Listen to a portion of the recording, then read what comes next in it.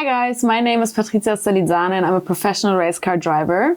I'm here today to give you some tips and tricks on what to do on iRacing. So my first advice would be to really take care of your safety rating instead of your iRating, because later when you're building your career and you want to get better licenses and drive faster cars, it will be more important than what your iRating is.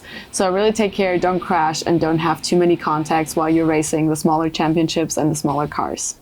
So my next advice for you guys would be to really focus on one car and one championship. So obviously at first you'll have to get to know all the cars and tracks, like you could do Formula or GT cars, and you could do oval, circuit or rallying even on the tracks. Get to know what you like and what you enjoy and what you're good at. And once you did that, focus on this one thing in that one car, because it'll be much easier for your career, and also you'll become quick and get more good results faster. My next tip would be to figure out the concept of trail braking. Maybe some of you have heard of it before. It's quite important, and especially on iRacing, but you can use it in real racing and also on other softwares for simulators as well. If you haven't heard of it before, check it out on Google or search it on YouTube and practice that.